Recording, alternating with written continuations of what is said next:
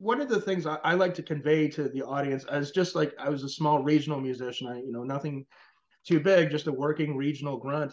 But I'll watch his videos, and then when I do my reaction, I say, I don't know if people really realize out there like what he's asking from the people that played with him.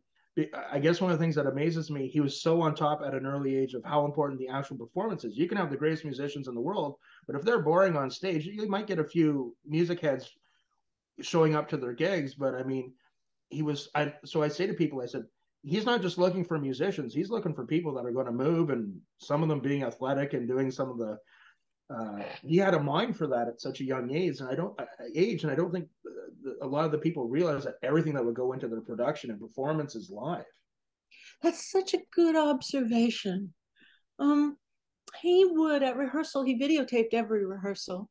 And the rehearsals would go on. Well, we'd get there at 10 o'clock in the morning, and by 7 o'clock at night, we'd be done. But he'd have the musicians watch their performances during the lunch break and then afterward.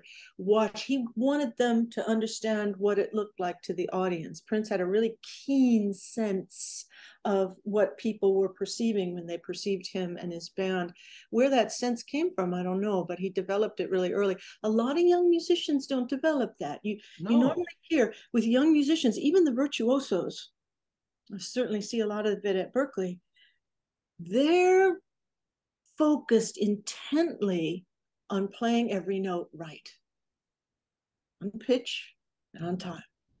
And they think, sometimes they come into the recording studio and they think, well, that's it. That's what I have to do. I've got to play every note on time and it's got to be right. And they don't yet make the leap to understand you're actually communicating with that guitar in your hands. Tell me something, say something, talk to Mm-hmm. me. And that takes maturity. You see it in older musicians, but in the Yeah. young ones, it's just, let me just get through this without making any mistakes. Hang on just a minute here. There's so much more. There's an overarching feeling that needs to be there in your performance if you're going to connect with people. This comes up a lot in our discussions, and I kind of look at things from a different angle, from the working grunt musician perspective. But I've said to the Solitary Adventure many times, I said, where did he get to be so young? A lot of young musicians don't get it. Like, he must have had a mentor in his life at some point that said, kid, you're an amazing musician, but it's what you're showing us. Look at yourself through the audience's eyes. That's the key. Like, someone must have, or maybe he just had an innate sense to do that.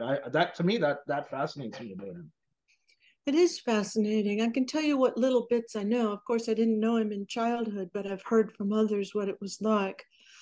I don't like saying this because no one wants to get there through this route, but Prince became who he was in large part due to an awful lot of pain, an awful lot of childhood pain, and you wouldn't Mm-hmm. wish that on anybody. So a lot of kids, they take music lessons and they're rewarded by their parents and their family and their friends for, oh, you're doing good, you sound great, and they're in a happy bubble of sounding great when they're really young. And oh, aren't you cute? You play, you sing, you're wonderful.